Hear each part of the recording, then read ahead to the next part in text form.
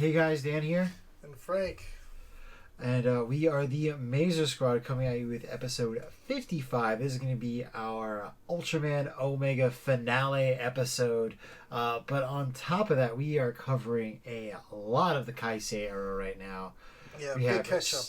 big catch-up episode. We have Starship Godzilla 3 and 4, Escape the Deadzone 5, and the Godzilla Kai-sei issue 6, The Death of Godzilla. The big finale. The big finale, or at least of this arc. But yeah, I guess we will just jump into those comic reviews because we have a lot to get into. So we're gonna be covering Starship Godzilla issue 3. It's the halfway mark right here in the series, and we finally get some answers to this whole Rohan situation as to who the secret buyer was and why he did what he did. We don't get quite the why he did what he did yet, but we start getting some answers. Yeah. And So- it starts off, the last we had, issue 1, they stole some eggs. Issue 2, they stopped by Ion's grandmother for some repairs after stealing the eggs, and the Kaiju went rampant on the ship, tearing it apart. Now they're finally going to meet their buyer for the eggs, and it opens up with this cool shot of Starship Mechagodzilla flying over some water, and it looks like it's surrounded by like an alien sort of take, a flock of the giant condors. Especially the one on the bottom right looks like giant condor to me. I got my figure up there on the shelf. So happy to have it. But so I was like, oh, that's a little giant condor nod there. They're kind of like talking about the plan. The grandmother's like, just stay on the ship to Ion. She's like, don't go anywhere. And Rohan's like, oh, I'm gonna go do the eggs. Everyone stay here. This should be real quick. Yada yada. But Ion doesn't listen. She goes off the ship. She sneaks off, and she heads through the village, and it's like a cool, like, little alien village. It's like, it's one of the things that I really like about this series. Like, Starship Godzilla, like, really, like, shows, like, all right, it's not just Earth. There's all these planets, and, like, so far, all of the ones that they've gone to are, like, just filled with, like, alien life. It's like, and each one's, like, unique in its own way. Here she's in, like, a marketplace trying to look for eggs, and she goes to this vendor. Yeah, this is a bit of a weird one. Yeah, she's like, have you seen any a guy with eggs? And he goes, no eggs, only jelly sticks. And then he's like, so you haven't seen them? How about? And then he goes, no eggs. All I do is sell jelly sticks. Yeah, he doesn't say a word. He's like, I'm not telling you anything. So we find out she does end up buying some jelly sticks at the end of this, but she continues to sneak around, tries to find Rohan and where he went off to, who this buyer is. She wants to get the drop on it, and we find out that this buyer is Vera. She's a Xilien commander general, and she's the buyer. Gives Rohan the cash for it, and Ion follows some Xiliens into a secret base that's behind a waterfall. And she's like, what's this? And it's like a mine, and she heads down it. And here we find that cool kaiju that we saw at the end of issue 2 with the whole, like, drill attachment to its face. And it's got these spider bots on it. And that's when a Xilien finds her and is about to shoot her. But then somebody else shows up and blasts the Xilien and saves her. And Ion's, like, blushing. This new, like, rebel just jumps right on the kaiju and rips these spiders off, and she's like, what are those things? She's like, these are how they capture these creatures, and it weakens them and I guess sort of controls them in a way. It kind of reminds me, these spider bots, of the spider bots from Stomped. A little bit, yeah. Yeah. It was like they get to a point where there's a whole bunch of them on the kaiju, and they kind of gain control. Yeah, I don't know if they like affect the nervous system or what. They don't really get too far into the detail, but like if they're gaining control of the kaiju, I guess it's something along those lines. Maybe it's drugging them and like making them docile, that they're docile enough Could to control. But Yeah. they get all these kaiju off, and then all of a sudden all these rebels just start ziplining into the base, and then it's just been complete chaos. A big blast goes off, and it's the kaiju pissed off now that it's no longer docile from the spiders, and the base just begins collapsing. This kaiju just blasting this, like, I'm assuming Kai-sei energy everywhere. Yeah, I'm assuming it's Kai-sei energy. It is green. One thing to note is that they're using this kaiju to like strip mine the planet. Yeah. And like Rohan's like, oh, at this pace, you can destroy the whole planet doing it like this. And like, yeah, it's only been 1 month and we're almost there. Yeah. And he's like the Xiliens are like, yeah. And he's like, well, what about the locals? Like, well, we paid them. Yeah. We paid them. I mean, they're probably going to die and not have a home, but they got paid for it. Yeah. And, so the new character is Frey. She's like a rebel leader. I guess they're like a resistance against the Xiliens. And, her thing is like the Xiliens just take and destroy everything. Much like the Xillionaires of our world. But, yeah. So, they start, I think they like free the kaiju, but like it's not in a stable state. Yeah, it's like kind of raging. It's underground. It wants to get the hell out. Yeah, so Rohan quickly makes his way back to Starship Godzilla, and because it's about to engage in a fight with this kaiju, because it's just kind of on a bit of a rampage, and of course he gets on board. They're about to take off, and Ion's like, wait. Yeah. I'm still here. I got off the ship. And the whole village is now collapsing, so he's like, everybody get on the ship. So even these villagers are just jumping into Starship Godzilla's mouth, Mechagodzilla's mouth. And the floor is just falling from underneath them. Ion's just trying to survive. A bunch of these aliens from the village get on the ship, and now they're loaded up, and now Starship Godzilla is standing face to face with this kaiju that we learn is called Gamagera. And they're like brace for impact. They take a blast from the kaiju, and Ion's still out there running on top of roofs and buildings, just pretty much free falling at this point. Yeah. This would make like an insane sequence in like a movie. Like this like gives me like. This would be a great anime. Yeah, it would be a great anime. It just gives me like Star Wars, Guardians of the Galaxy vibes. It's like so many different things this series reminds me of. And yeah, we get Starship Godzilla's like first like battle here. Like we got Starship Godzilla versus Gamagera, and they're battling it out. And this Gamagera could really hold its own, but they're like, listen, it's not doing this on its own. It's kind of just pissed and wants to be free. And she's like, and Ion's like, all right, let's get out of here. So they kind of like just retreat and leave Gamagera on this planet that's falling apart. And it gets to live another day, but the planet, not so much. And she's like, I'm sorry, Grandma. I said I wouldn't leave the ship, but here, I got you this. And it's one of the jelly sticks. She's like, it's a red jelly. It's a red flavor. Yeah. And then she says, they destroy everything they touch, in reference to the Xiliens. And the Xiliens, they left the planet already. They're already in space clear. And they're like, Admiral, we found what we're looking for. And then it ends with the final panel of SpaceGodzilla slumbering in space in its crystals. Green crystals, might I add. I like the Kai-sei green theme that they've gone with here in the universe. Yeah. And that's what the next issue is in issue 4. Yeah, I think it's really interesting that they're not really afraid of using like the bigger kaiju names in the Kai-sei series. Like they don't really seem to be like building to them being shown. They kind of just pop up. Yeah. Just like, oh wow, that's another like big Toho kaiju that they just dropped. Yeah, especially in this one. I mean, we already had King Ghidorah. Yeah, King Ghidorah was already here. For a pod racing issue, basically. Yeah. Yeah, I mean, they have Mechagodzilla. I mean, this is a very rundown, beat-up Mechagodzilla. We haven't really gotten the backstory of...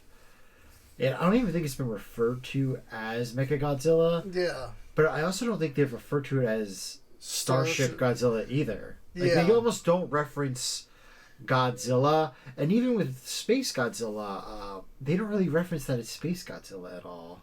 It's just if you see it, and you know, yeah, and you know. Whereas, like, we've seen who have we seen so far? No, in Kai-sei we've seen just Anguirus. And then in Deadzone we've gotten Baragon, which, spoiler alert for our review coming up. But and we got Kamungalings, but not Kamunga. Yeah, we got Kamungalings, no Kamunga. And there's a Kamunga at the end of Kai-sei 6. When they're like, the world is healing, that double page panel, there's a Kamunga there. Yes. Or is it a Kamunga? Is it Kamunga or Kamungaling though? It didn't have like the weird teeth thing. So like maybe it was alright. Yeah. I think it was just a Kamunga. Yeah. But obviously that means that Giant Condor is coming, if not already in this issue. Yeah, I mean, I think that was a giant. We got Space Condor. Space Condor, yeah. It's not quite the same. It's close though. Nah, so you see what happened was when Giant Condor got blown up in versus Ebera, its DNA drifted out into space, and then it mutated, and then it became Space Condor. Can you imagine? That's canon. I don't care what anyone says. That's canon now. Yeah.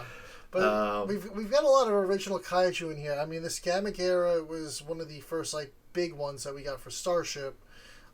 Starships, like I said, they gave us SpaceGodzilla, they gave us King Ghidorah, so we got that. And when we get to Kai-sei, we got the Yakumama and Lament, as well as that giant robot that appeared. That I feel like that's something that's going to get touched on in this new arc. We'll get to that later. Yeah, the Amazon bot. Yeah, basically, the Tesla bot or whatever it is. Neon Genesis Jeff Bezos. Yeah. It's they have a lot of cool designs, and even in Deadzone they have so many abstract monsters in there. Like there's so many creatures like in the background. Like these are like the big ones that we say, but like the worlds are very alive. There's so many animals and aliens and creatures in the backgrounds that like we don't even know exactly what they are. Especially in the Deadzone, there's always like a little like thing like lurking in the frame there. That's just kind of like, hey, what are you guys doing? Like while they're having a conversation. Yeah.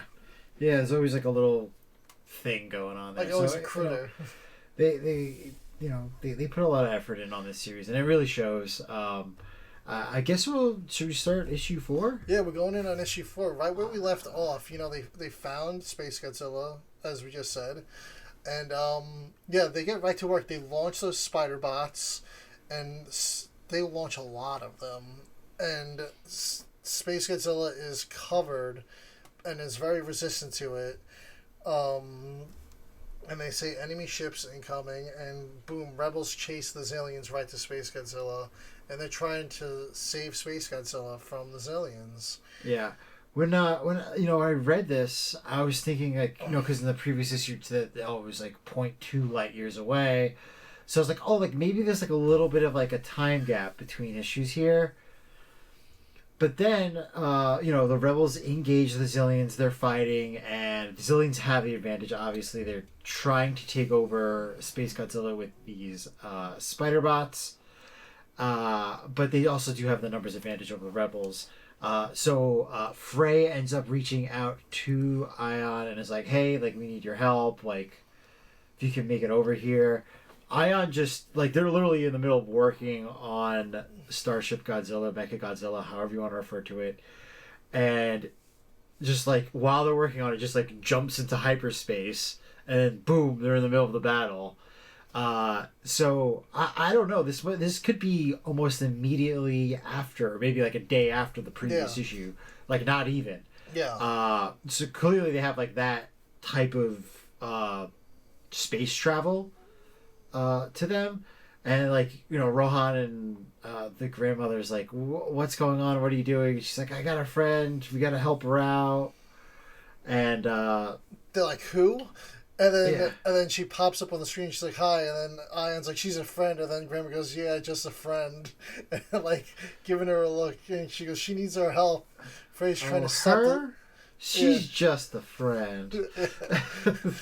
She's like, yeah, Frey's trying to stop the Xiliens from hurting another creature. And then Rohan's like, the Xiliens, are you insane? That's suicide. And she's like, yeah, that's right, they're dangerous. And you could see in that panel that she's kind of like looking at him like, oh no, this isn't good. Like, let's not do this. But it's too late. They're already there. And they just jump out and they're just in the middle of complete warfare. This insane page of just SpaceGodzilla and Starship Godzilla popping out of the background, and it's just all these spider bots is blasting these Xilien ships. Really cool panel. They just dodge SpaceGodzilla's blast. Yeah, they do get control of SpaceGodzilla. Yeah.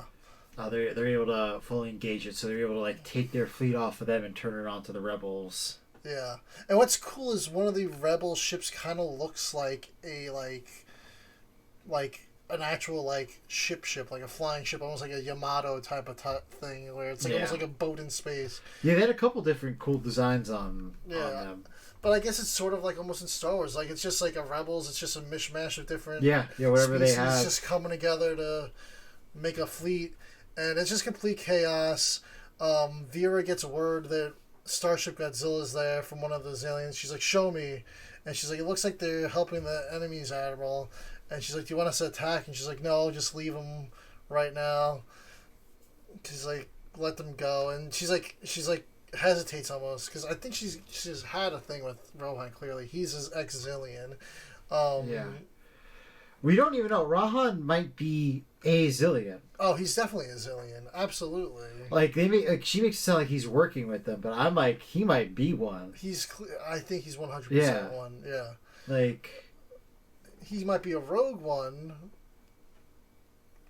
Like, I feel like we might get like a little tragic backstory eventually if they could do a second series where we find out, he wasn't quite on board with the Xilien ways, and he kind of like was a rebel in a way. Like, he still liked the Xiliens, and maybe she was his childhood friend, and he wanted to go do whatever he wanted to do, and she's like, no, we got to do the Xilien things, invade. And he's like, well, I want to go make some money. Like, I feel like he didn't quite have great intentions, is my thought, but he's like, I want to go be like a space cowboy here and just make some cash.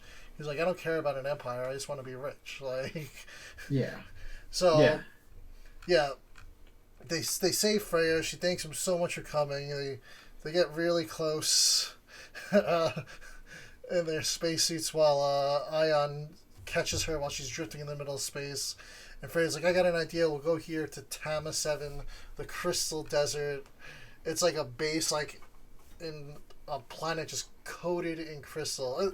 And honestly, it's like in a mountain. It reminds me almost of like the Echo base, where it's just like hidden.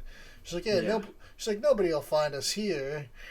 And then they stroll through the base. There's all these rebels, and they're like, oh, thanks for saving us. And Frey's like, oh, I want to go show you something. So she takes her down into like the core of the base, and there's like all these giant magma worms behind the crystal. And it turns out like underneath the crystal is just like magma, and these giant worms can live in the sea of magma. And they start having this like whole little heart-to-heart conversation. Rohan just wants to get the hell out of there. He's like, we gotta get out of here. The longer we stay here, the easier it is for the Xiliens to show up. We gotta keep moving. Cut back to Freya. They have a little kissy smooch. Almost. And then, no, there was contact. But then she was like, this all started, a couple weeks ago when our Kaiju eggs got stolen. We intercepted them from the Xiliens, but then they stole them back. And, we've been chasing it down since. And then she's like, Kaiju eggs? And she's like, yeah. And then, like, sudden realization, like, oh my god, like we stole the kaiju eggs. So then she like runs back to her grandma, who is clearly like kind of a shifty character, and she's like, Rohan's working with the Xiliens. That's who he sold the kaiju eggs to. And then she gets blasted in the back by Rohan, and he's like, well, I guess she found out. And the grandma knew, which wasn't really a surprise. Like, I knew that she knew, but like, now maybe they should have like wisened her up to the family business a little bit earlier.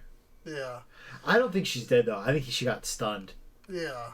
And you know, one of the interesting things to note about Rohan in this panel and one of the ones prior, where for some reason he tracks down an alien and he decides he's just gonna start beating it up, like he corners him. Yeah, I didn't know what that was about. It was like really weird. Yeah, but you notice it's not showing his face. It's all in shadow, and it's just the glasses, all red glasses, almost like the Xilien's eye thing. And even before he shoots her, she's covered. His face is all. You don't see any detail on his face. You just see the red glasses and dark shadow. So it's sort of like, that's to me is, that's the Xilien thing. And he's always wearing glasses like the Xiliens. Yeah. And then in the final panel, you see his full face, and he doesn't even flinch. And he goes, well, shit. And that's how it ends. And now we got issue 5 is right around the corner, and issue 6 will be in March, and that will be the end of Starship Godzilla. We'll call it Season 1, Arc 1 for now.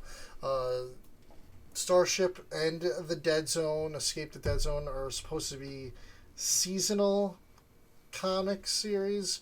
So they're going to do their 6 issues, go on break, hopefully come back, do another 6, go on break.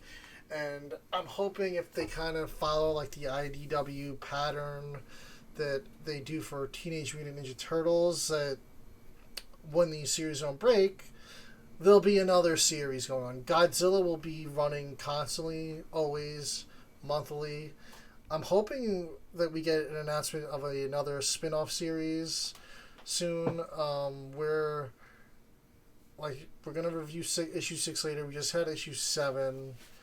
Before you know it, they're going to have to be announcing issue 11 and 12. I know they're up to like issue 10 cover reveals already. Yeah. So I'm hoping that we had some spin-off series announced soon. Maybe an annual for the whole universe that kind of ties everything together and sets up next year's round of stories.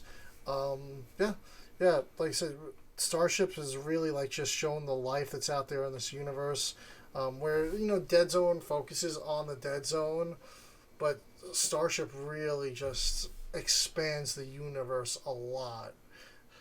Yeah, I'm interested to see like what where this goes. Like where obviously they're building this whole Xilien thing, and that's gonna be the whole story. But I do wonder, especially at the end of this series and Deadzone, if they are in any way going to tie it back to mainline Kai-sei, or if they're just gonna let these series breathe on their own. It would be nice to know by the end of the series like what is next, and if they're gonna be returning. I would really appreciate that. I don't know if they're going to be making any announcements like that, but it's interesting because there's so much Godzilla stuff coming out comic book wise, but IDW seems to have kind of stopped their other Godzilla series. Yeah, the only thing it's only Kai-sei right now, and there's their like crossover stuff. Yeah, they have the Ninja Turtles thing, of course, which we will be reviewing next episode. And they have the Verse America like one shots they're still doing. I think there's a Portland one coming out in March. Yeah. And then they're bringing back the Monster Peace Theater with the Romeo and Juliet issue. But that's only a one shot. It's a one shot. Not a series. It's not a series. It's a one shot, and it's also gonna have a Robin Hood story in it too. It looked like a mini one, maybe. I don't really care about it. I wasn't the biggest fan of the first issue of the Gatsby one. Admittedly, this might upset you. I've never read The Great Gatsby, so Really? it was a little over my head. But as I got some of the other stories and stuff tied in, especially the second issue really picked up. The first issue, I was like, eh. The second issue got hooked me, and then the third issue with like the Dracula, the werewolves, the Sherlock Holmes, Frankenstein. That was just excellent finale. What was the Gatsby one like? It was just like so like crazy to describe. Like, obviously it starts with Gatsby. Godzilla attacks the party going on across the river. Okay. And it injures, I forgot the name of the woman from it.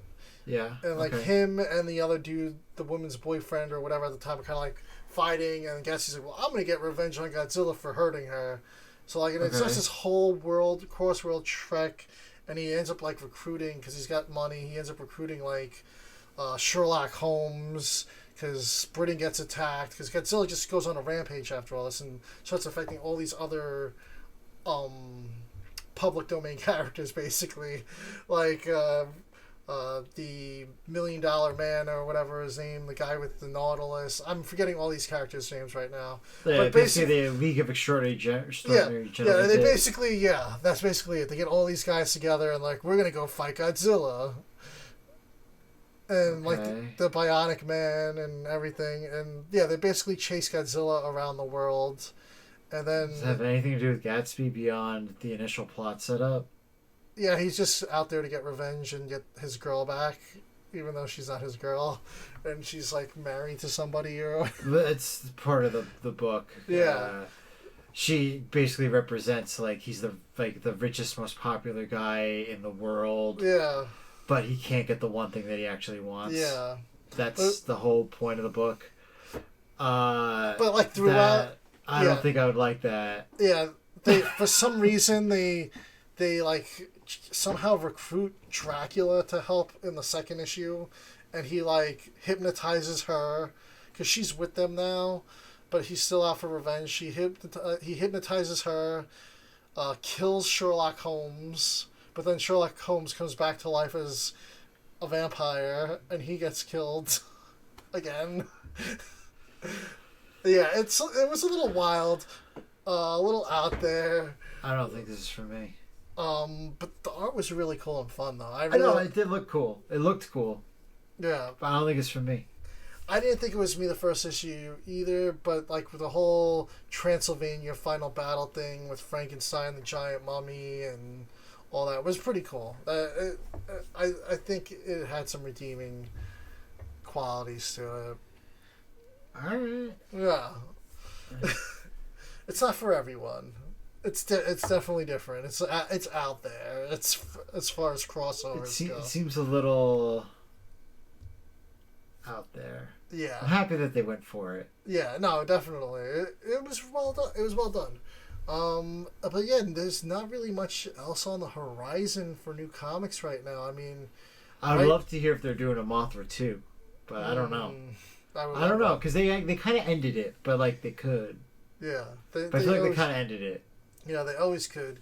I feel like they were due for some Godzilla comic announcement soon. You know, every time we do one of these shows, like we end up like willing it into existence. We'll be like, yeah, it's gonna happen like next week or something. Before these even come out, that's what's gonna happen. There'll be series announced. That's what always happens. Yeah.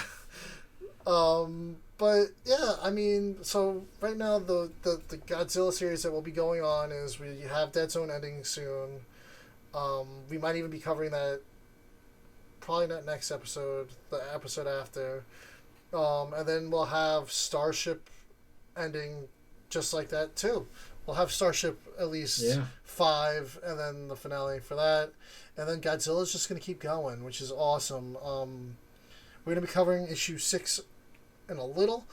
But issue 7 brought on a new artist, new style, and we're going back to some things that we haven't touched on since for a little while for the Godzilla series here, so look out for that next episode. But I think we're going to get into Deadzone now. What do you think? Yeah. Escape the Deadzone issue 5. bit of a weird issue, just because it's issue 5, it's the second to last issue, and they introduce a few new characters, a few new scenarios going on here, and it is setting up a conclusion though. I see where the conclusion is going to be, but it's very much like, how is this going to wrap up in one issue? But they set it up to end, like not to end, but like they could be like, okay, that's it. So starts off with Sherry in the truck. She's like, oh, she's all like, oh, I can't believe I'm like in this truck. I want to get out of here. They got these 2 delivery drivers that have her in the back, and this is where I was like a little confused by the paneling. Like, it shows her grabbing one of them, but then it cuts to her being in the cage in the warehouse and then the truck driving away. No. Did I like misinterpret it? No, yeah, that's Runt that she's holding in her hand. Okay. Yeah, I was a little confused by the paneling. Okay. Yeah. Okay, that makes a lot more sense. I was just like, did she just snatch one of them? I was like, but like they're driving away? I was so confused. That makes a lot of sense. Yeah. So they're in this warehouse now. Delivery drivers drop them off. And this, like, mad scientist guy with, like, 3 eyes and robot legs is like, oh, like, you're here now. And, like... His name's Hugh. Hugh. I mean, and he does change colors. Yeah, it's pretty cool. I think it's based off mood, too, the colors. Yeah, because when he was sad a little bit later, he was all blue. Yeah, exactly. But, he's a very interesting character. If you've ever watched the Minion movie, they have that guy that discovers time travel and makes a bunch of copies of himself, and he has, like, a balloon head. And he looks like this guy. I only have a toddler and I've seen Minions probably 15, 20 times this year. So anyway, like, so it was just giving off like major like collector vibes, like from like the MCU, where he's just like, oh, like the mayor's going to come and he's going to be looking at his collect. Yeah. He was like this creepy for no reason. He's like during this scene. He's saying, oh, how life is dull and monotonous in the Deadzone, so they need to go to extreme measures to break it up. And he's like, oh, you two seem spirited and fun. He's like, so many of these creatures are fearful and scurry away to hide in the dark. I mean, you find out he's got like a whole menagerie of creatures and kaiju. And they're like, oh no, what's going to happen? And then we cut to Glass Eater and the Wanderer in the woods. Sort of like we mentioned, there's like a random like little rat thing lingering around while they're walking through the woods. Yeah, I really like the fourth wall breakiness of it. And it's not really fourth wall break, but she's like, no new team members. Yeah. She's like, we can't pick up a new person. She doesn't say every issue, but she's like, every day we can't pick up a new team member. Yeah. Yeah, she's like, we gotta be a trio. She's like, we don't need any more party members. She's like, she's like, we're good. So then they like stumble out of the woods and they're like suddenly in like a suburban village. It's all clean. There's children in the street, and everyone's happy and smiling and clean, like a little too clean, and they're like all like appalled rather than dirty. And it looks like this perfect little 50s town. It's almost like, like your typical like post-apocalyptic thing. Then was always that like one like perfect untouched town, like in The Walking Dead they had like the governor and his town, and it's like, oh, it's too perfect. It's like they're untouched by the zombie apocalypse, and that's what it seems like. And Glass Eater's just like, what is everyone looking at? Like, she's just a complete asshole to everyone. She's not buying it. And then the mayor shows up and she's like, pedo alert. Like, it's hysterical. She's like, he's been to the island. Yeah. But like, it's funny. He's like, oh, how old are you, sweetheart? He's like, yeah, wouldn't you like to know? Yeah, and she's like, wouldn't you like to know you fucking... She literally says, wouldn't you like to know you fucking... He just has a shady grin on his face. And he just keeps laughing it off. And then he's like, all right, well, we know you're looking for this Runt and this Sherry person here. why don't you come to this town hall meeting we're about to have anyway? So it should last an hour. And then he's like, all right, but it's adults only. Have her go off with the other kids. And he's not buying it. She's like, this is absolute bullshit. And then, he's just like, listen, he's like, if we spread, he's like, they're surrounded already. But he's just a comforter. He's like, listen, we'll find each other. He's like, just think of it, we're covering more ground. And she's like, all right, fine. So she goes off with the kids and the lady chain smoking, and he goes drunk. And then he goes off to the town hall, and they have a TV, and he begins talking, and the kids are all just watching static on TV, and she's like, Jesus, lady. She's like, can you just quit smoking? She's like, you're going to kill us all. And it's like a really creepy room with like these drawings on the wall. Yeah. And, like, it is like a really weird, and like, I understand the whole like, oh, like we're covering more ground, like we're split up, but like it's okay type of thing. But like, it just seems so like we're walking into a trap, and like we know it, and like, why is this even happening? Yeah, and what's so weird? So the door's locked. She's like, "Oh, I knew this was a trap," and the kids are all watching the TV in this room. And at first, like, you see these two kids that she walks by, and they're like pretty clean cut, but they're just staring at the static on the screen. And as she walks by, like, they become like disheveled. Like, the kids' hairs become unkempt, and like there's like boogers drooling down. Their eyes are getting heavy. They're getting hypnotized by the TV. And then meanwhile, the mayor's just kind of like laughing at the Wanderer. He's like, oh, you want to know what we do with these parts? And then he's like, we employ monsters. That's what we do with them. And then they all tackle him, and he rips off his face, and it was a fake face, and just reveals like he's like a mutant. He's got like this like gear thing in his head. He's got like a choker collar on with like spikes. And he goes, it's showtime. They like cuff him up, kick him out the door of the town hall, and like Crane just scoops him up from the handcuffs, and they're like dropping him in an arena like that's just ready to go.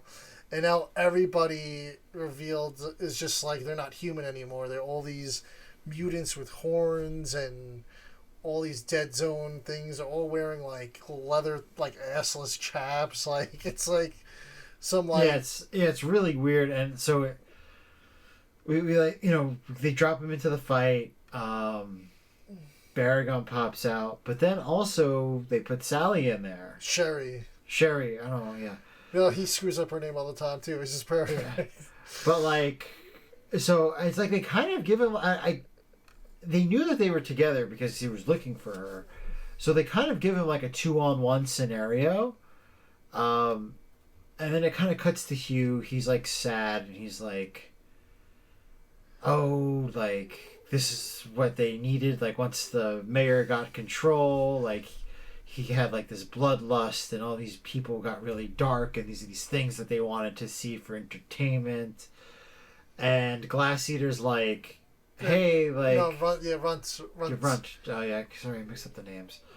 Runt's like, hey, like, you know, you have like a choice here, like you don't have to do this. And he's like, oh, I wish it was that easy, but it's not. And all that, you know, he's getting all melodramatic, and he's like, no, it really is. You could just like let us go. Yeah, and like Runt was like, you know, I used to be scared and everything. He's like, now I've been traveling the world, and look at me. He's like, I only have like 90 fears instead of 100 now. But he's like, oh, you're very, very well spoken for a young man. And but he also reveals that he just wanted to be a kaiju researcher. Like, he didn't want to do this. He didn't want to be a prison guard. He wanted to be a kaiju researcher. He didn't want them caged up. He wanted to just observe them and learn about them. And Runt's like, you can still do that. So he has a change of heart and lets Runt out. And Runt asks, he's like, oh, where's your strongest monster? And he says there aren't any strong ones. They're all scared. And then the arena is just complete chaos now. Sherry finds the Wanderer is there with her. And there was a observer sniper before he got dropped into the arena that looked a lot like the sniper that took them out back in issue 2 when he tranquilized them. And sure enough, the Church of Godzilla swoops in with their helicopters, and the mother is Mother A is riding on what looks like a very Rodan-like creature, but smaller. Obviously, it's like a small Rodan, maybe. Yeah. And now they're invading the arena, and it's just complete chaos out there. It's like Clone Wars 2 ending right now. Yeah. and no, so like they're basically like, oh, like we need to get like, too bad like we can't get like Godzilla here to like bust this up or something. It's like the only thing. It's like we need something got Godzilla size to like, take these people out. And the guy's like, I got you. And it's caged up is Junior with a muzzle on. Yeah.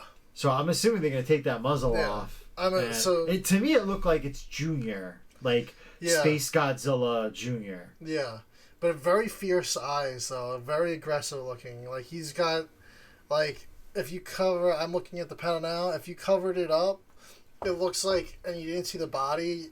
To me, it looks like that looks like pure Godzilla there, man. It looks pissed off, angry, like chibi Godzilla almost. Like, yeah, which if Kai-sei Godzilla shows up, that's going to be really cool. But then on top of that, like I wonder what the Church of Godzilla's reaction is going to be to there being a small Godzilla.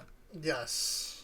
So one more issue, and then because we got to take into account that Baragon is still in the ring, so like perhaps they're gonna tunnel out. Who knows? There's a lot of moving parts that's going into issue 6, and it's gonna be the last issue, at least for now. So it's gonna be really interesting to see. I think it's just gonna be complete arena chaos, because like Hugh said, he didn't want to be a prison keeper. I have a feeling he's just gonna let everything out. Yeah, no, I believe it's just so gonna too. be monsters running everywhere, because he's not gonna abandon them in their cages if they do decide to retreat. So I'm guessing Hugh's gonna be the new party member. Yeah. No, yeah, he is. Roger already took him on. That's the new party member. And he's the one that took on Sherry too. It's kind of his fault they've taken on all the party members now. Yeah. They're gonna be who's gonna be in the last issue? Yeah. It's gonna be an intense one. Maybe they're gonna keep Junior, and that's gonna be the last party member. Yeah. I'm really curious, like, if when this ends, like, if we're going to get, like, the timeline when this takes place. Like, clearly, it's got to be, like, pre-mainline series, but... And it's been narrated. I feel like I'm kind of looking through this now. I think this is one of the first issues now that I'm looking at. It's not really a narration. There's no narration on it. Yeah. Yeah, I'm interested to see where this goes and how it links. If they're gonna link it, obviously it's the same Godzilla, but is it the same one going into Kai-sei? Is Junior the one that's in the mainline Kai-sei? Is Junior still out there? Like, is Junior still out there? Do they know he exists? Yeah, it's really complicated. I feel like. Yeah.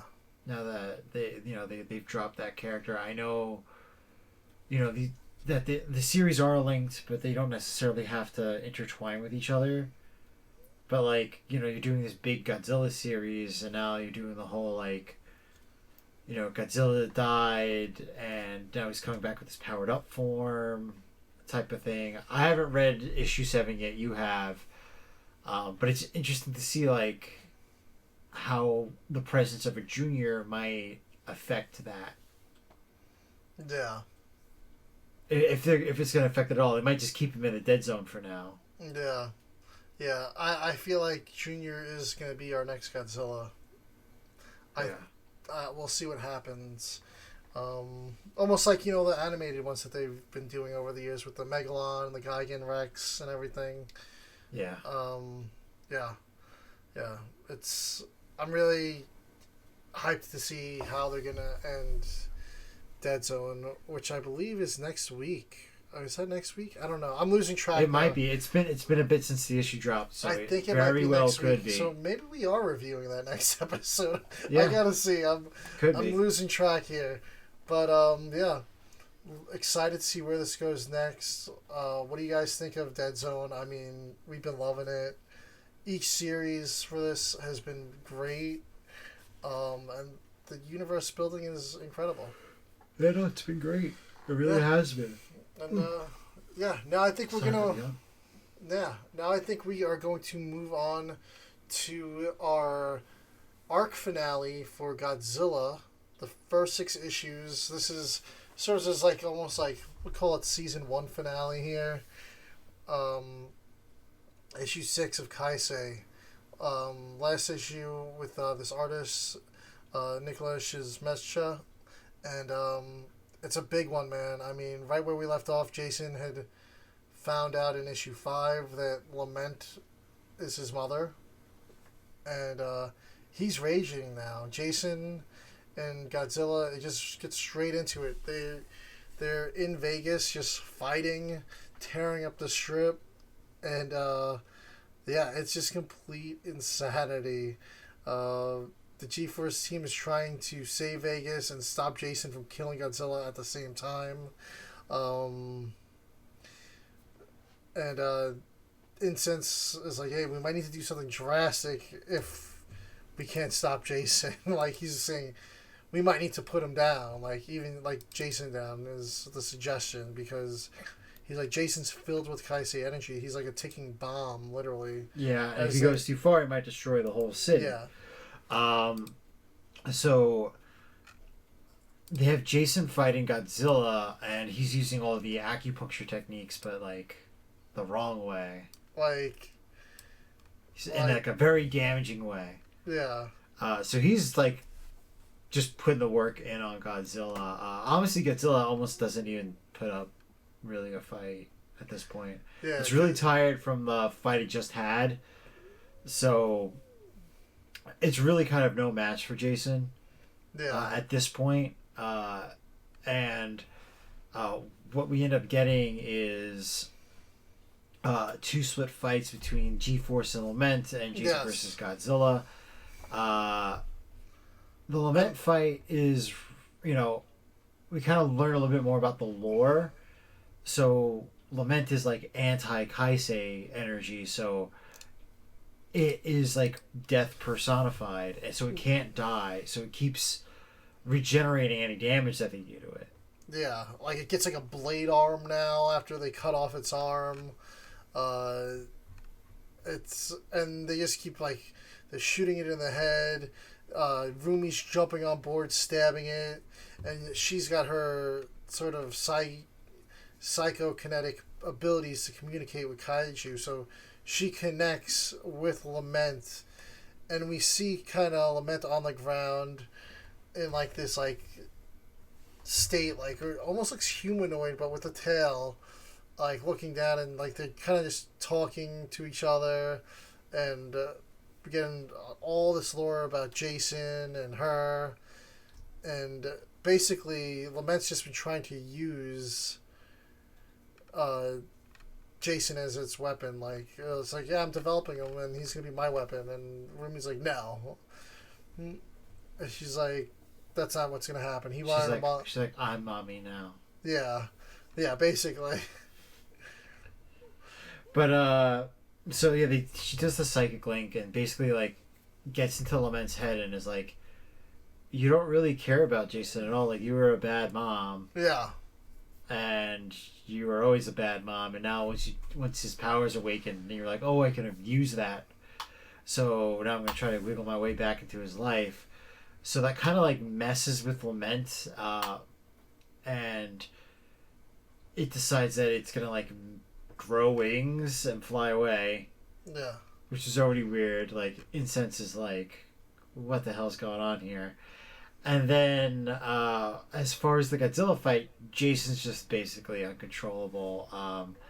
But Rumi is able to step in, and she's like, hey, like, Godzilla is actually, like, life personified, even though it's a giant monster that destroys everything. It actually is, like, the life essence of the planet. So like if you kill Godzilla, like that's not good. So, but he's so blinded by rage. She does like the psychic connect, and she connects Godzilla to Jacen, and Godzilla transfers all of its Kai-sei energy into him. And I guess now Jacen's the host of all of that Kai-sei energy, and he's having like a little bit of issues handling it. They go back to like the base, and he's kind of just like in bed now, just kind of just like chilling now. He's all like stressed out and like, and it's weird, like kind of regretting what he did, but also like he's got some issues that he probably needs to speak with a professional. Yeah, and like after he like absorbs all this energy, he gets like encrusted, almost like in like a rock, and then he like hatches out of it like an egg. And basically, and what it came down to, one of the arguments that Rumi had with Jacen's mom, Lament, was that Lament was so focused and enraged with Godzilla that instead of seeking out Jacen, she just waited for him to manifest his powers to use them against Godzilla. Like, that's what her plan was. I won't let him know that his mom's still alive, even in this state. I'm just going to wait for him to get powers so I can use him as a weapon. Yeah. But, they save Vegas in a way. And we see, it was really weird. So, like, at the beginning of the issue, it starts with this guy gambling at the table, and he kind of shoos this, like, woman away that we had, and she was maybe his, like, lover, and he gets crushed by a rock, and then we see her in, like, the final scene, and I had thought she might be what Biollante was going to be, what Biollante host was going to be, but spoiler alert, it's not her, because the host is actually a little younger, but I thought it was going to be her, but, like, for her to be in the final panel again and saying she's feeling lucky, I feel like there's got to be something up with her. Or... it could just be surface level, like, hey, like, she got thrown away, and now she's the one gambling. Yeah, true. It could be. But yeah, like you said, small. We see Jet Jaguar and the team fighting a giant, possibly Kamunga Ling in the woods, and kind of Rumi's watching over Jacen, and they're back in the city, and it's to be continued. Godzilla is dead and inside Jacen now, and he's got some demons that he's still dealing with in this aftermath. He's still pissed about his mom. He's pissed about everything still. He's still an angry kid. And we'll see where that picks up next issue. But it's pretty surprising that they killed Godzilla. Yeah. As of right now, I mean, we don't know what the time jump has been. But, like, it seems like there's been, like, a decent chunk of time that Godzilla has not been around. And, Jacen's just been taking it easy in his room. Marcos is off doing his bioweapon team hangout. So he's got the room to himself, and he's got mommy there, Yeah. It is a little weird because next issue makes it seem like it almost picks up immediately after the events of Vegas. So this little final frame here where it makes it seem like they're back doing adventures and stuff is a little strange because that's not the way it goes next issue, but we'll talk about that next episode. Yeah, no, it actually is great. I haven't read it, but like just the way the frame makes it seem like that's the way it makes it seem like they're off doing adventures without him, and he's just chilling at base. Yeah, it even says G-Force returned to duties. I mean, maybe it didn't, and it's just like the way the news just came out. I don't know, they were just like a month or two to collect the news and report it. I mean, she's back at the same casino gambling, and like it got like a big ding dropped on it. Like you'd think some time passed, right? Yeah, it is true. I mean, the way it's framed is she's gambling at the same table in the same spot. Yeah, that got destroyed. Like, yeah, that is true. It is a little odd, but like I said, we'll talk about that one when we do the issue 7 review. But yeah, really, great first 6 issues. There's still so much to be touched on. Like we said, there was that giant robot in issue 2, I believe, or was it 3, that Godzilla fought and destroyed. But like there was that whole company there that was like making robots to fight Kaiju. So I feel like that's gonna be like a little evil or some sort of conglomerate here that we're gonna have to deal with down the line. Yeah, I mean, we got this whole big universe, the Deadzone. There's a lot of threads here right now, and we gotta see where they go. Yeah. Yeah, definitely.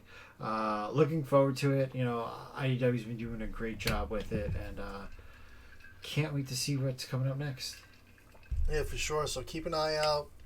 We'll be reviewing issue 7, the first issue after this first arc, and that'll be next episode along with Ninja Turtles 2 and 3, I believe. So yeah, keep an eye out for that. Really excited to cover those stories. But now we're going to go into the Ultraman finale. Last we reviewed episode 20 of Ultraman Omega. We got 21 through the finale here. It's 5 episodes. We're not going to go into crazy detail on them. Main focus is the finale here. But what an incredible series. I mean, absolutely loved this crew here. Ayu, Kai-sei, Sorato, Professor Yuta. It was just like the perfect chemistry. One of the best casts. It was... I loved it. I feel like it definitely benefited from being a smaller cast. The storytelling was very, very tight. The chemistry between castmates was great. And I feel like it really kind of made the series what it was. Obviously, it was a series that was affected by budget cuts and, you know, them trying to make something out of this anniversary that's coming up.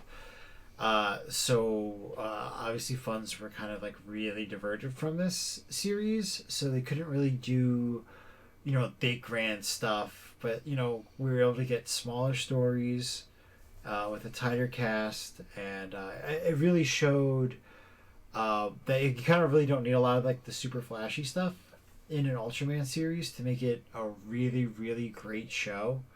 I feel like they kind of really went back to like, you know, just like, okay, well, what simple storytelling can we do to effectively explore the interpersonal dynamics of mainly Kosei and Sorato. Ayo and Yuta are kind of like tertiary to the story.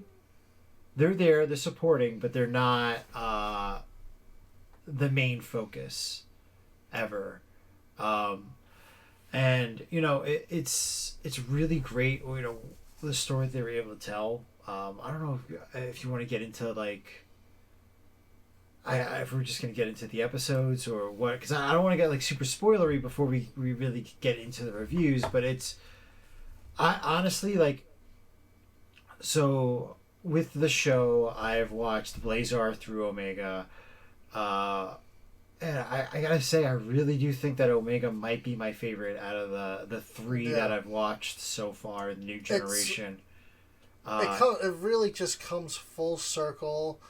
Like, the whole stories, like, the whole path of everything, it's just, like, so good.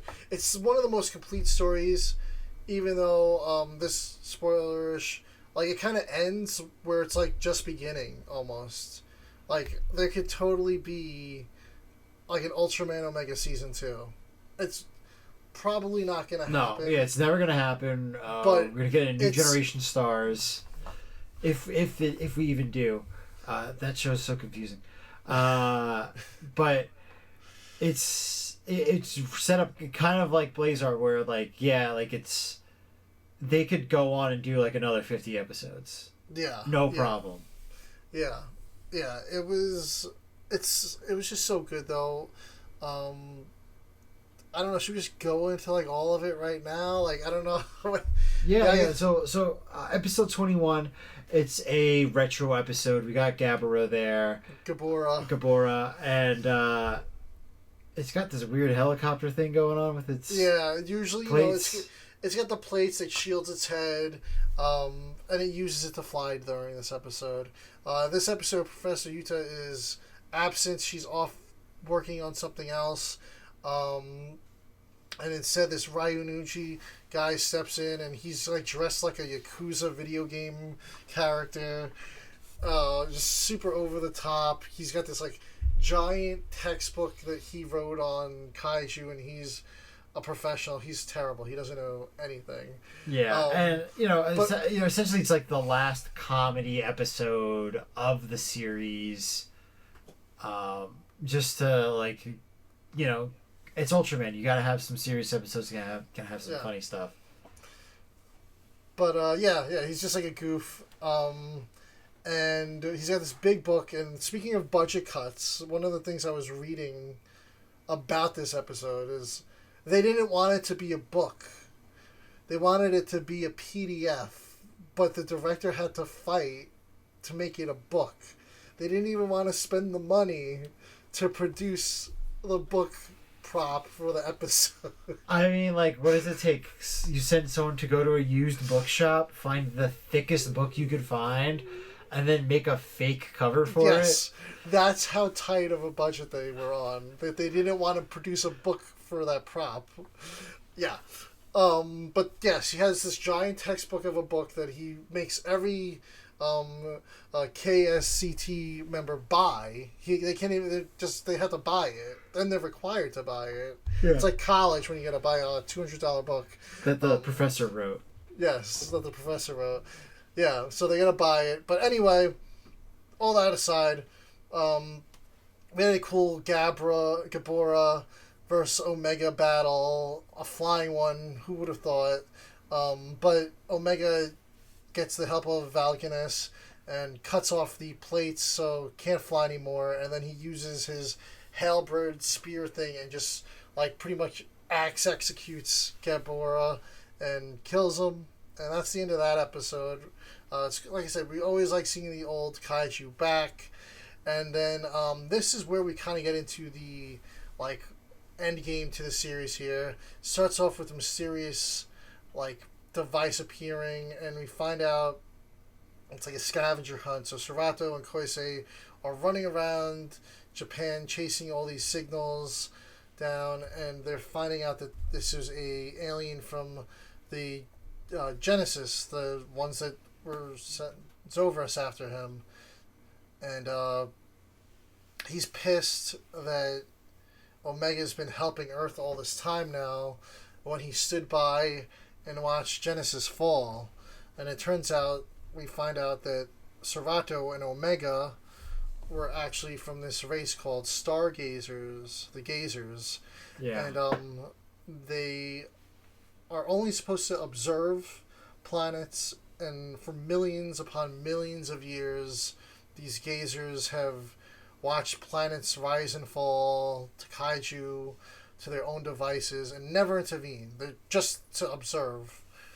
And he's like, why did my planet have to fall when you were stepping in here on Earth and saving them?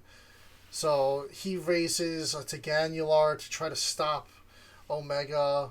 And Sorato almost struggles and is like, listen, maybe I don't want to do this. He's getting like all these memories are starting to rush back now that he's being reminded of what he is. So he's really struggling. He's like, do I fight this thing? And he does. He fights it. Once again, Valganus helps and it defeats the Teganular. Then they're back at the base, and he's still struggling. And he kind of tells Ayu and Yuta the whole story about this new Genesis aliens in episode 23. Yeah, and like the whole thing is that like, well, they created weapons that destroyed their own planet. That's why they were worthy of being helped. It was because they kind of did it to themselves. Yeah. And the one thing I was a little confused on with this plot point for the show is how did he get to Earth to begin with? Like, obviously he was the whole thing is that he was fighting, got knocked down and everything, but like that opening animated scene, that that CG scene where he's fighting all the bug aliens and stuff like that. Like, why was he fighting them then if he's not supposed to intervene? I feel like they were attacked. I Like, feel like was he was he? I think they were moving to Earth, so he was trying to have them not intervene with Earth. Okay, was that like the thing? I was like a little confused. I was like, yes. why was he fighting them to begin with? Yeah. All right, that makes a little bit more sense then, because I was like a little like, that was like my one like, that doesn't make that much sense. But yeah, that makes sense then, because then he can't observe them the way that they're supposed to be. They're getting invaded. So that makes a lot more sense. But we start off this episode and basically this is like the beginning of like the 3-episode arc that like becomes the finale. So Sorato's having a lot of conversations with Omega. Like Omega is now like an internal like dialogue for like the stargazers and space gazers, and he's like, these people aren't worthy of help.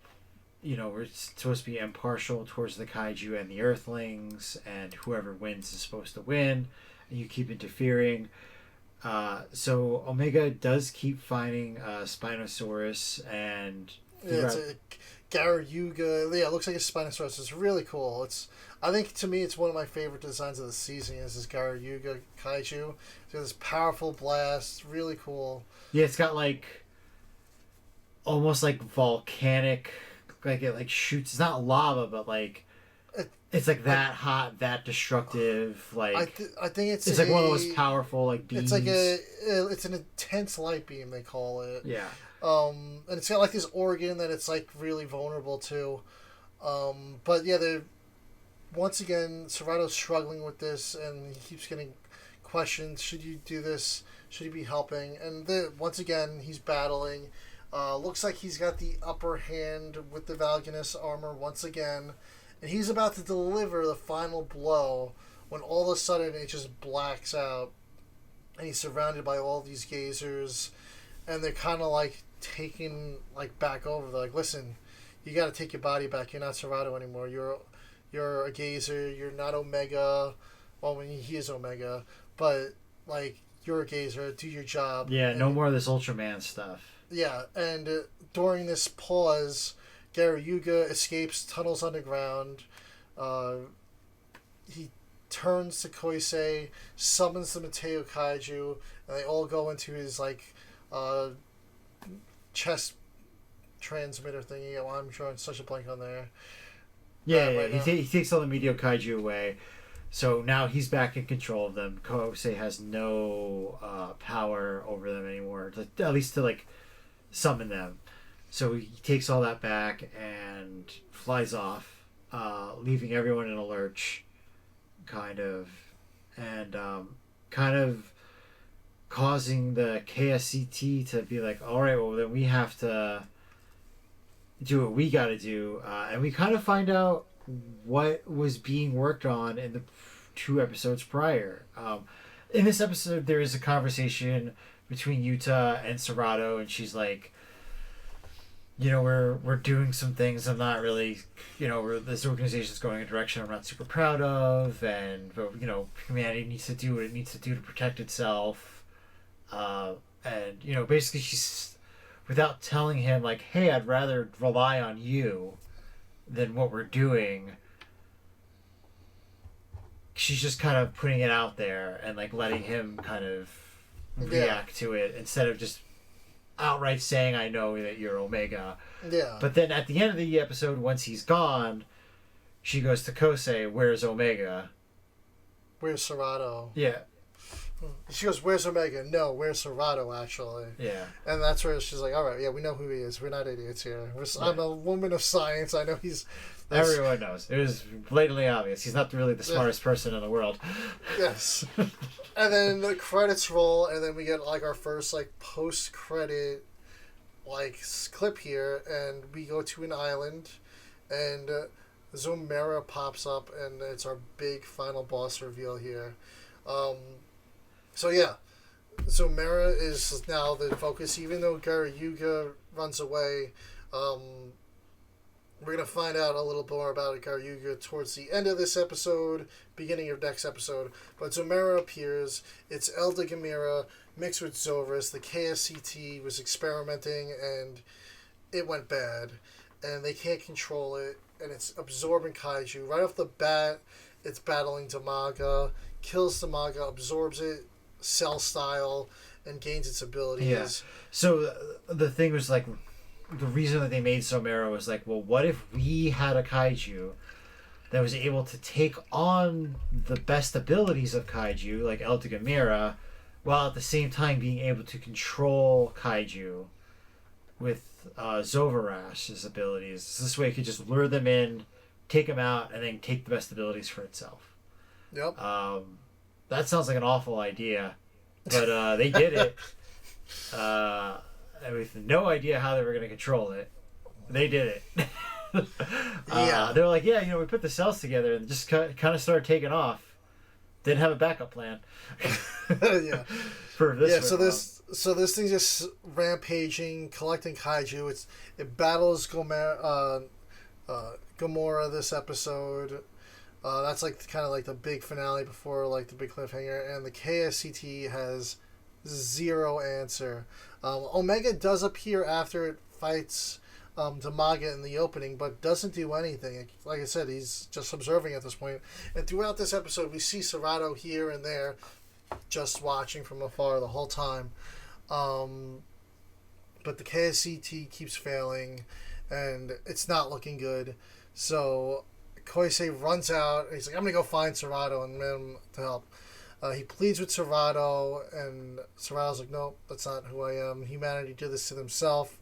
And before he leaves, like, Kai-sei's like, listen, he's like, I know you've been around for thousands of years and our time was short. He's like, but it was a lot to me, and thank you for your being my friend and helping me realize what I want to do. And he's like, I'm going to do what I can to fix this and stop this.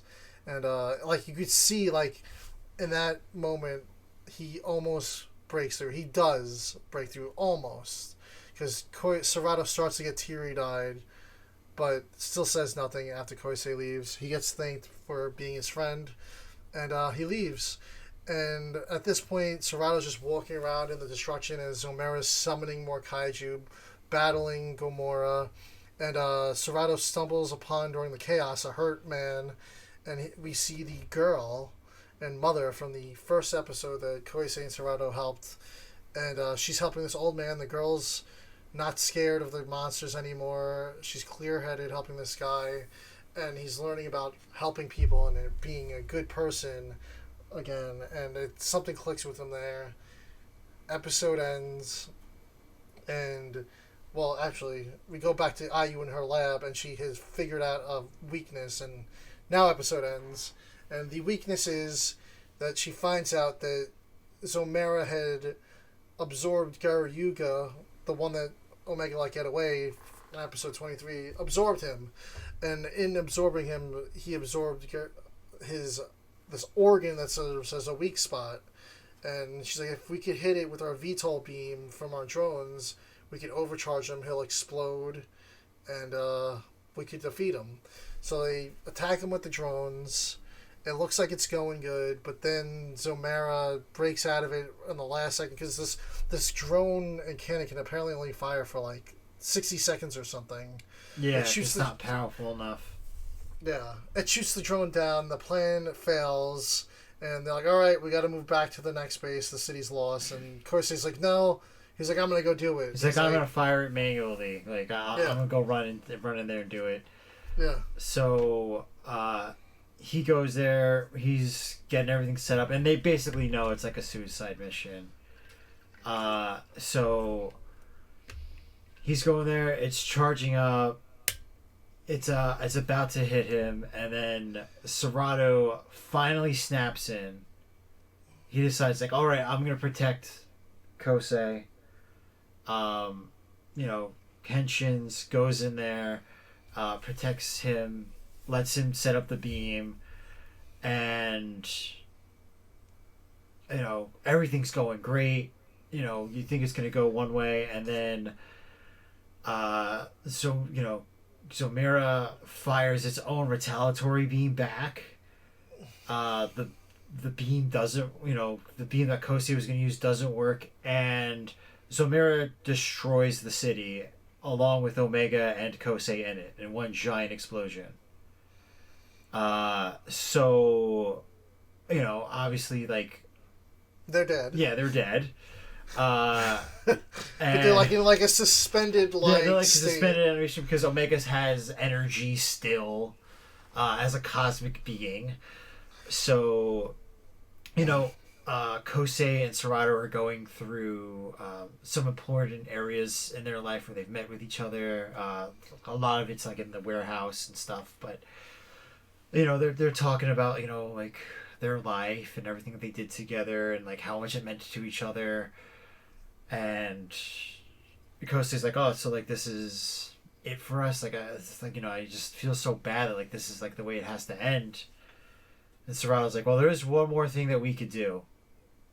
And I feel like it wasn't super implied that when they did this merger that Sorato would be gone. Yeah. So I mean, but we figured. Yeah, we knew, but not to Kosei. Yeah. So Kosei was like, whatever we got to do, like, let's do it. So Sorato takes his crystal off, gives it to Kosei. Kosei gets the slugger. I forget what the official name is for like the slugger when it's in like the henshin device form. But like, so he gets that. They henshin together, which is a great scene. They henshin, they both overlap, and then Omega comes out. And this is basically full power Omega now. He's stronger than what he was. Yeah. Without, one thing because he has all the Medio Kaiju, he can control them all together. But I feel like he's even stronger than what he was prior to coming to Earth. Yeah. So I think it shows like the friendship that like you still need that companionship, and that's what makes him a much better fighter in this. One thing that we glazed over for episode 24 when he did intervene a little with the Damaga Zomera fight was he did fight a little, and his fight style was completely different. Yeah, he wasn't really fighting though. He was observing what the power level was. He wasn't helping at all. Yes, he was very precise, and even the way he henshined was different. His movements and way he moves, he was very precise. This wasn't Sorato as Omega. This was Omega as Omega. Now you have Omega's fighting abilities with the things that Sorato has learned now. He's unlocked new parts of his mind, and now he's got Kosei's mind. So you got three minds basically in there, and then fighting. Also, a lot of it is also like the vigor of Kosei. Like he's very passionate. Like we're gonna do this. Like we're gonna because. Even in previous fights where Sorato would be like, oh, let's back off, let's be smart about this, Kosei would be like, no, we have to like defend, like we got to do this. He had a lot more passion, always. Yeah. So you can see it in this fight. Obviously he hits the runner's pose. We've seen it in all the trailers. So like it was kind of a dead giveaway of like, why is Omega hitting a running pose? That doesn't make any sense. It's only one reason why. Because it's Kosei. It was really cool seeing full power Omega fight. Like, he basically he was full god mode, and just flawlessly like transitioning from Mateo Kaiju to Mateo. And Kaiju he could use multiple at the same time, so he could have the Reckonus armor on, and then have like Valganus swooping in and doing an aerial attack, or same thing with Trigon, like. Doing like a speed attack, like side swiping him while he's coming in for a strike with a sword. Really like cool combos going on here, and like this is the fights we would have gotten if they had a budget. I just want people like anyone who's like still ducking on this show for like the budget and stuff like that. It's just like you don't need it. Like it's cool, we got it for the finale, but like. We didn't need that stuff, but it's cool to see it in the last episode. Like, but like, they get through the fight, and then Omega flies off as usual. The Kosei, I believe, lands in the same park where he told Sorato, "Thank you for being my friend." Yes. It meant a lot to me. That's where he land. I believe that's the same park. He lands there, and he's like, "Okay, like where's Sorato?" He's like looking around. Then he looks down and sees he's wearing the necklace. And then he like cuts forward a year, and now we have the KSC. It's still the KSCT? It's changed, right? It's like It's KSSIT. Yeah. Kaiju Science Special Investigation Team. Yeah. So they changed the name of the organization. It's more research based, less combat based now. Omega's still around, still fighting, and we cut to Kosei's first day at work. I guess it's the grand opening of this facility. We only get to see not Ayu. Oh my god, I'm blanking on her name. Professor Yuta. Yeah, she's like, here for like a couple seconds. She's like, "Let's go." She's like a big shot working And Ayu's first day there, and Kosei's there as her assistant. So it's his first job. I forgot to mention they faked us out because they start the 1 year jump at the warehouse. And you think it's Kosei, but it's a different guy. Yeah. Which is really nice to be like, oh, so he's not doing that anymore. Yeah. He's finally moved on with his life. Yeah. But anyway, so then, Kosei's there. He's got his little suit. Ayu's got her little pantsuit on. They're matchy. And she's like, did you see Sorato the other day? She's like, he fought, the kaiju, and he's like, yeah, he's just really cold now. He doesn't fraternize anymore. And she's like, it's just really unfortunate that so I guess the lie is that Sorato's still around, but he's more space gazer than he is Sorato now. He's kind of just more like Omega. So then he's like, well, it's not good that we're late. I'm your assistant. Like, we should be professional and be there together. He's like, I just have to catch up real quick. So then Sorato comes in as this force ghost, which I really like because I like it when the Ultras have a rapport with the host and they communicate with each other. I really do think it's great. They did it a little bit with Arc, but it was almost like it wasn't enough. Sometimes it was very mysterious. I actually like the way that the Marvel Comics handle it a lot, where it's like they have a second personality with them at all times. I really like that. I feel like it adds a lot to the whole scenario. So to know that Kosei has Sorato with him at all times. As Sorato, too. Yeah, as Sorato, cool. And can communicate with them. Instead of him being looking like Omega, standing next to him or something, which is pretty cool. And then almost tears in my eyes because it was like Kosei was getting ready to start crying. I don't know if it was the first time that he saw Sorato or not. Yeah. They kind of gave me that vibe, but they didn't say that. Yeah. But just to know that the two of them they're together now, and then he stops being kind of force ghosty and starts full materializes. And then it just ends with the two of them running into the KSSIT together. And that's the start of their story together. As Ultraman. Yeah. And I really wish that we got I honestly this they didn't end it in a way where I was they don't need a movie. Yeah. I'm where's the movie? Yeah. I want the movie. Yeah. Yeah. Oh, it hurts so much knowing that there's not a movie for this. But yeah, this is brilliant. Everything came full circle. Kosei figured out what he wanted to do with his life. Even Sorato figured out what he wanted to do with life. But then in this final arc, his memories come back. He remembers being Omega now. So now he's developed his whole personality, his whole new life.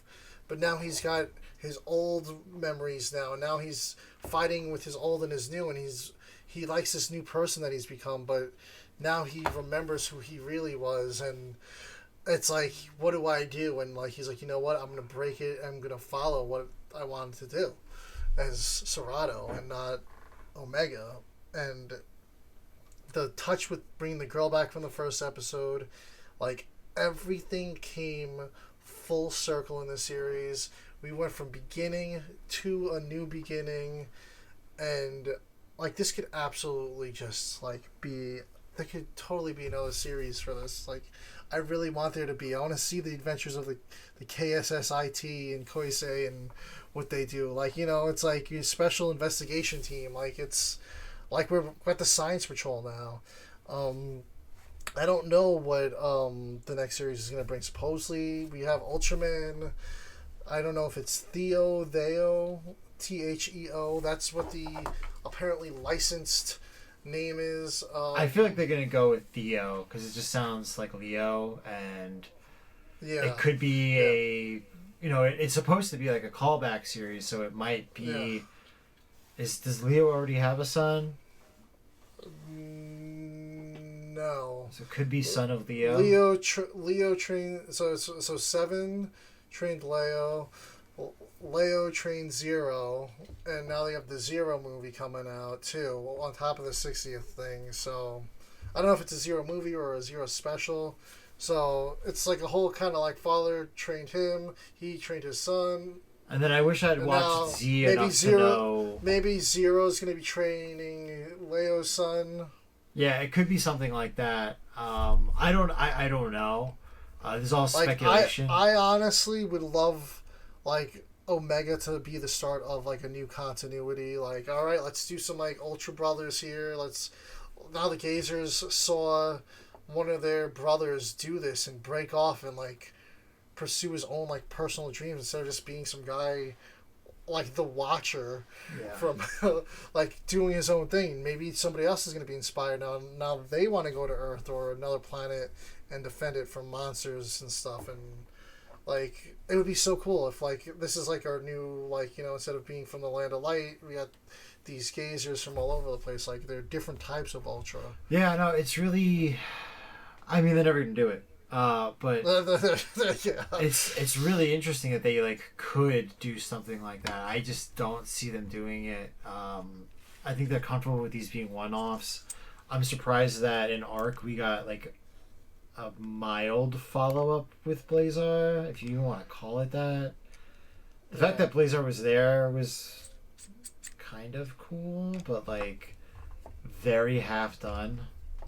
Yeah. I feel like it was lackluster. So, you know, I like that Omega was purely standalone. Obviously, he's got his new armor and new generation stars. We're 2 episodes in. They've provided very little detail. He hasn't even spoken a word yet. And it's to the point where I'm afraid that he's not going to. Episode 3 looks like it's a lot more Omega focused, but it's gonna be it's a clip show, so yeah, we might get 2 or 3 we might get 2 or 3 minutes of some new content. It's weird that the new Medio Kaiju that they're using, like the turtle one, I forget the name of it. I'm terrible with names. If you guys don't know already, it seems like it's more of a memory bank than it is like an active character like the other Medio Kaiju were. So like Z and Geed have it and they're looking at memories, but then they're also seeing like a portal with Omega in it wielding that armor and that Medio Kaiju. So at some point they might interact because Geed and Z are talking. But we're not getting anything out of Omega yet, or any explanation for really any of this. I think that's probably their main draw for the series, is like, people are going to come back to see what's going on with Omega, and we can pump clip shows. I've never seen any of these, like these like clip shows yet. I haven't watched it's all guy in a suit in front of a green screen, with like a space background, and they're kind of just talking and they're splicing in clips from all of New Generations. all the I saw series. this week's episode is going to be about the pirates. I forgot what they were called. The Boris, Yeah. the alien. Yeah, those guys. It's going to be about them this week. I saw. Yeah. So it's going to be interesting to see what they do. I do hope we get something Omega with it, because especially since we're not getting the movie, like, can we get some follow-up of a story on there? Yeah. Like, I'm not asking for much, but, like, can we piece together some type of epilogue for what Kosei's doing? I mean, he's working in a science place, but... Then why is he in space? know... What's going on? What happened? Yeah. You know, I understand. It's like, hey, we just commissioned this new suit, and let's just... Yeah. repackage toys so that we could sell them. Yeah. Apparently the numbers weren't great for Omega merch. No, you know, it's crazy. We love it so much. You know, our little Ultraman chat online with our buddies, they all loved it. But it apparently wasn't very well received. At least budget, at least like merch and stuff wise, and I mean that's what it is. Yeah. Is you gotta sell to kids. So. It did. Supposedly, it didn't do great in China, selling merch, but Yeah, it's unfortunate. It's unfortunate because it's a really great series. It's a great story, and you know, I just feel like they did such a good job. I mean, you can see where things could have been better. But it's all forgivable stuff. It's like, yeah, we got the little girl. Where's the grandma and granddaughter? Where's the ghost hunters? Where's the, you know, like, it would have been great to see all of them pitching in, like, you know, as he's observing over, like, the last 2 episodes. It would have been great for him to see all of these groups of people that he affected in the first 10 episodes come back. You know, we got the letter from the grandmother saying that they're doing great, and I hope Sorato's doing wonderful and all that stuff. You know, it would have been really nice, but obviously, like, to bring all those people back, and you know, they're scraping together pennies to put this series together. Yeah. Oh, it's weird. I mean, we can talk as Ultraman as a whole too. I mean, I feel like they're spending a lot of money in a lot of stupid places, and instead of just building out a show that people love, enjoy, and see, and you know, they're pumping money into a TCG when TCG markets are down, and they're worried about their umpteenth time trying to breach into the English market instead of just dubbing the series that they're already making, and you know, it's the dub thing was really crazy. Like, I get, you know, so sometimes the dub takes a little longer. But why isn't it on YouTube? They put 1 episode on YouTube and then they stuck it on Plex, Tubi, and Pluto. I mean, I use Plex all the time, so alright. But it's so much easier to pop open YouTube and get Ultraman Omega. Like, all these other platforms, they basically made it so that no one's ever going to stumble upon that series. Yeah. No kid is going to see a thumbnail and be like, what is that? I want to watch it. That's never going to happen. Not on Tubi, not on Plex. It's not going to happen. It should have stayed on YouTube. And honestly, whoever made that decision is an awful decision. And it just doesn't make any sense. It's mind-boggling that they decided that was the best form of distribution for that series. Yeah, that was a massive mistake. A huge misstep. I mean, it was great that we could see the Japanese series, but why are we hiding the English dub? You guys spent all that money. I'm sure that probably cost them over 6 figures to produce. Yeah, and it's a great voice cast. That's what I'm saying. It probably cost a lot of money because they got all-star cast for the series that they're hiding behind these obscure streaming services. I mean, like I said, they're free services, but like so is YouTube. So is YouTube, and they're like I said, they're not the most user friendly. Like not everybody has Plex, not everybody has Tubi or Pluto. I mean, yeah, it's nice. There's a lot of free content on there that you can watch. And you know, if you want to make money in the English market, I don't know. I watch the Japanese episodes on there. You guys advertise toys all the time. Sell me the toys on the English episodes. Let me buy them. I don't understand. Open up an Amazon. You guys have an Amazon store. Post the toys on the Amazon store. I don't care if I have to pay a tariff for it. Like, it doesn't make any sense. Like, I understand they have a bunch of Ultraman Rising stuff laying around that no one wants to buy. But, like, this is because you guys went all in on that. Like, I don't understand. Like, sell your main product. Yeah. Yeah. Yeah. But, I mean, they're trying. But the hiding it was just not the best idea. I think that definitely hurt it. I think that whoever decided that thought that this was some type of prestigious, like, oh, we're on streaming. And not like, yeah, but you guys took yourself off the biggest streaming service. Yeah. Everything is YouTube. I mean, so I'm watching I'm getting clips of the Netflix Warner merger, like, Congress meeting. You know, because they're interviewing the two CEOs together. And the Netflix CEO is like, YouTube represents 30% of people's TV viewing in their home. It's 30%. Sure. Netflix is 9%. And they said if they acquired Warner Brothers, they'd become 10%, which I don't know if that's true, but that's what he's saying. So if you took yourself off the 30% and you put yourself on the 0.5% of those obscure streaming services where there's less eyes on it, like, I just don't understand it. Yeah. Yeah. It's preposterous. I don't know why they did that. It was an odd move for sure. I mean, I watched the subtitled one. I really wish it was easier to find it. I mean, I could watch it on Plex on my breaks on my phone, but it's just like, it's so much easier. It's so the dub version, yeah. It's clunky. And the search function was broken like the first month of the series being out.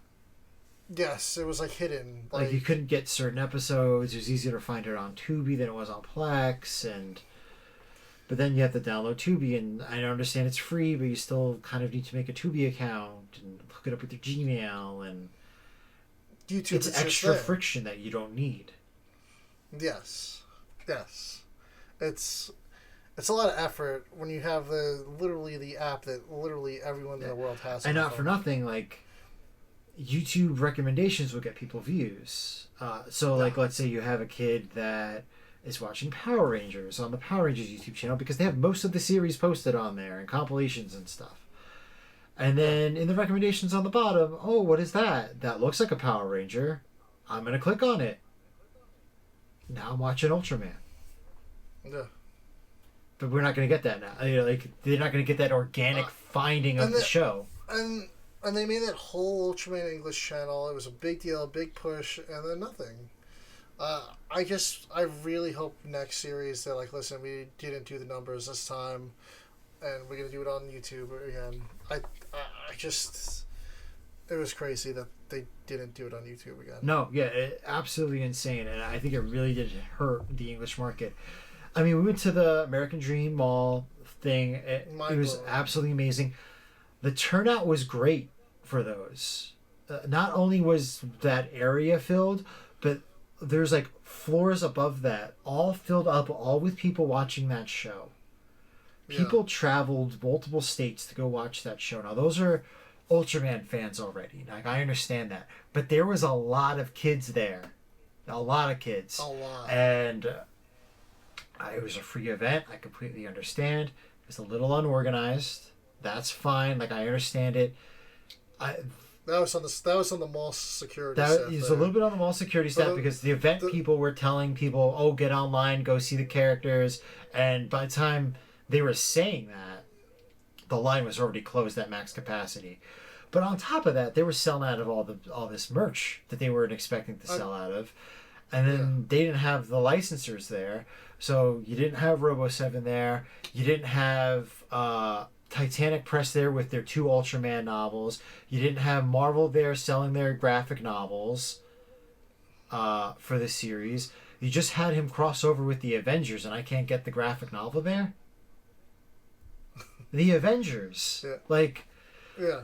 that was like, you know, like if you were like a little kid and you're like, is Ultraman standing right next to Spider-Man? I want that book. I want to see what's going on with that. Yeah. Like, the fact that they didn't have a little bookshop person there selling the manga, the comic books, the Ultraman Rising art book, and the 2 novels that just came out. And the kids book, the young adult book, which is, you know, it needs some improvement, but like, and that had just come out, like a couple months ago, like a month or 2 prior. Yeah. They could have had that there. They've devoted a big space to the toys section that were barely available. And a big part of it was the TCG. They got a big chunk of that event space. I just think that the other merch should have been more there, like in the face, like, hey, like we're here, ready to do business. I mean, they did great. Yeah, they did great, but like there was improvements that could have been made. We're hearing through the grapevine they're doing it again, same time it sounds like. So, you know, hopefully they get it down. The mall security this time won't be kind of dicks. You know, I think that they were just trying to run the event and, you know, just trying to estimate like a line this big should take about a half hour so we can get this guy cycled out and get the next suit guy out there. I understand from their perspective they were just doing their job. I just think it was very poorly run. One of the suggestions that someone from the friend group had, the Ultraman group, was, hey, if you want to meet Ultraman, it's $5 if you want to do a photo op. And yeah, I understand it's a free event and you want to get the good press and stuff like that, but that's gonna weed out like the people that are just keep hopping onto the line and maybe get people a little bit more chancy. People might pick and choose who they want to do meet and greets with, and instead of having the same people, you know, not going to the live show just so that they could loiter by the line. And I'm not blaming those people because we were trying to do that for Ultraman Omega, Ultraman Zero. We were trying to get to go see them. We had to go run Omega. We had to run out of the show to get onto the line because if we didn't do that, I didn't even say anything to you guys. I just got up and beeline. But like, if you didn't do that, we would not have gotten to see Omega because they cut the line off at like 30 people, and there's like 400 people there at this event. Yeah, and when you do stuff like that, it really discourages people. Like, oh, these people don't know what they're doing. Yeah. It gets really toxic. And you guys are doing this huge, big event. I'm sure that cost them so much money to have a 2-week residency in the Mall of America, right smack dab in the middle. And I'm sure that was not cheap for Super Riot to put on for everybody. I'm sure that cost them so much money to do. And they were... I'm assuming they flew in the suit actors. I don't think they had American suit actors in there. So they probably had to fly in all those guys. So you're talking work visas and hotel stays and food and all this stuff for them and the costumes and all that stuff. You flew out Chris Sean for the first week. You had, I forget the name of the nice lady that was there for the second week to MC. But I'm sure they got a nice paycheck for that too. And... you know, I can visually see you guys put in the financials on that. Yeah. But like you didn't take full advantage of it. Yeah. I mean, it was a fantastic event. It was a great event. It was wonderful, but like there could have been more money to be made there. I mean, you guys made a free event. Yeah. Like, let's try to capitalize off of it and like get some of that merch money back. Yeah. Yeah, you know, and it's just a shame because, you know, Omega is such a great series, and they, at least at that event, seemed to really be pushing Omega. He was the hero of the show. They had the voice actor of the show doing the lines. Obviously, it was all pre-recorded, but, like, they had him do the voice. They had Goku do the voice for Zero, and that seemed like that was specific to that show. I don't know who does the voice for Ultraman. I couldn't recognize the voice, but I recognized Goku. Yeah, there was no mistake with that. Like he was like, "Hi, I'm Ultraman Omega." Like, I mean, I'm Ultraman Zero. Like, and we're like, no, that's that's Goku. It's Goku time right now. Yeah. But like, you know, obviously, like, they're investing all this money, but then like they're not doing it in a way that would grow the series. Yeah, and we want nothing but success. No, we're big fans. We reviewed 25 episodes of this show, 25 episodes of Blazar, the Arc movie in one episode. You know, you've watched everything up until the 90s so far. You're loving those Australian series, aren't you? The Australian one was fine. It's powered, the American one. Oh, it's not the same? I just thought it was like a season 2. It's like the same suit. No, it's a completely different suit. Completely different. Yeah, the Australian one, it's like a cloth suit. Then the American one, they go back to like full like rubber suit. Oh man, Ultraman powered is... This is the first one that I'm really struggling with, guys. Yeah, it seems like they have an issue with those American adaptations of Ultraman. Boy, like, it's... I literally started... Literally what I just said, oh boy. I started writing a review for the website, and so far all I have written on the page is, oh boy. Yeah. Like, You watched that first episode, and you were like the Simpsons meme? I'm in danger. Like... I mean, you're like, this is my life now. I have to spend... How many episodes is the series? It's only 13, luckily. Oh, so I only have to waste 6.5 hours of my life. Unfortunately. I fell asleep during one of the episodes, and I had zero intentions of going back and rewatching that, so... I gained like 5 minutes on that one. Yeah.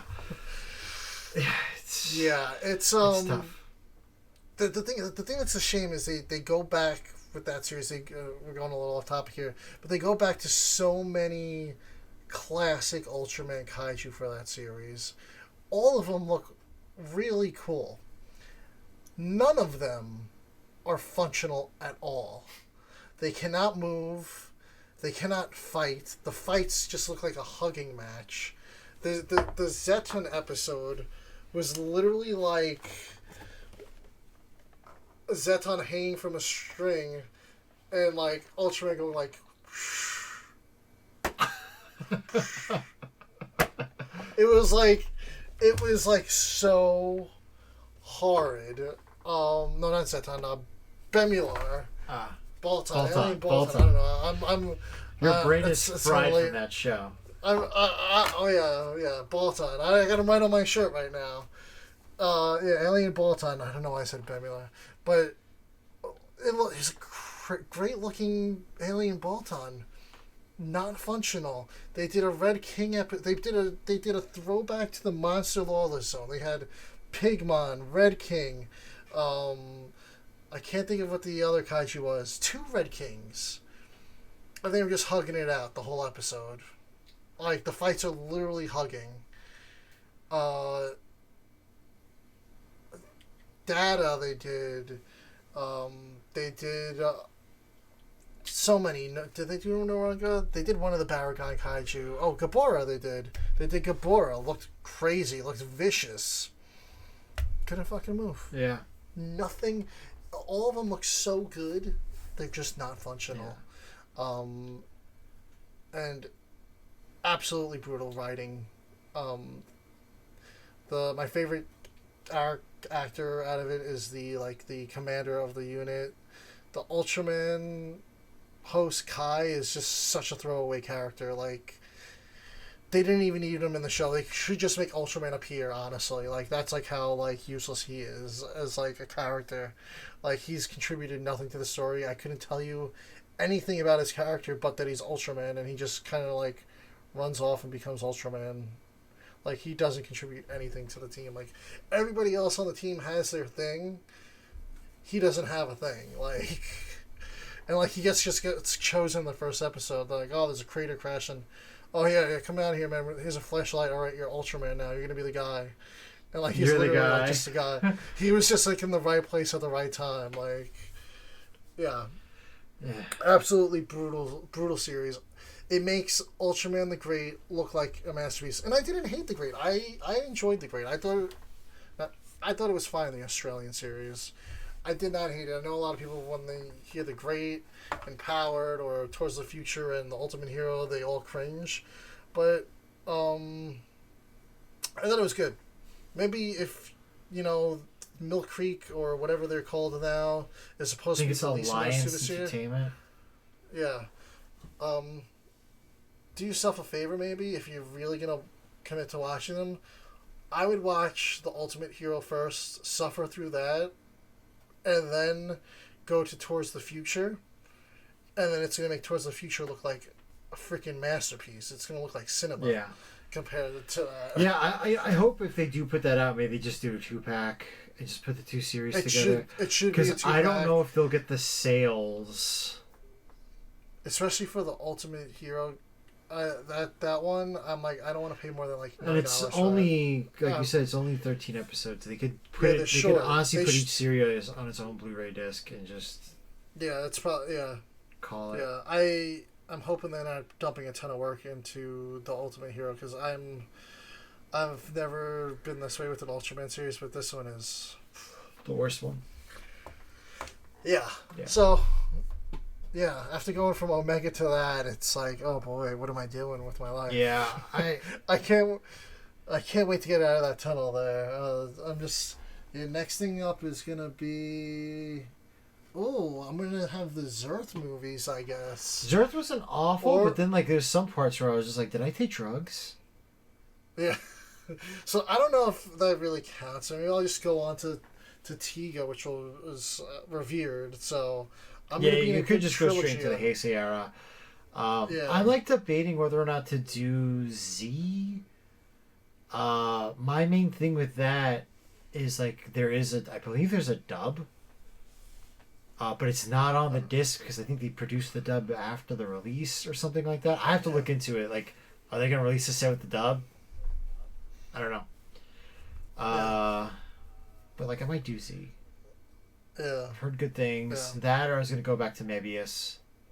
Because I started watching it and then Omega came out and I was like, well, I'm not going to watch both at the same time. Yeah. And then, they're also doing the 4Ks of Ultraman and 7, which are getting. I know Ultraman's gonna have new dubs on it. Yeah. So I would probably. Feel like I'm gonna go revisit that. Even though it's kind of like putting me back, because I'm pretty impressed with myself how much I've watched now from beginning to where I am now. But there's still so much I have to watch. But yeah. Just so much Ultraman to take in, and I'm loving it. Unfortunately, not the great, not powered, but yeah. Yeah, no. But, I mean, we're two really big Ultraman fans. I'm more new to the series than you are. You're pretty seasoned. Like, you just have to get through the Heisei, and you're basically almost seen everything. Yeah, I can't believe it. Because doing all the transfer over from the website, I figured out, like, I think I started in, like, the website, my Godzilla Island, I started insanely in 2013, which blows my mind, and to get to where we are today. But I think I only just started watching, like, the Ultra series in, like, 2015, 2016, which blows. I'm like, I've been watching Ultraman for, like, 10 years now, which is crazy.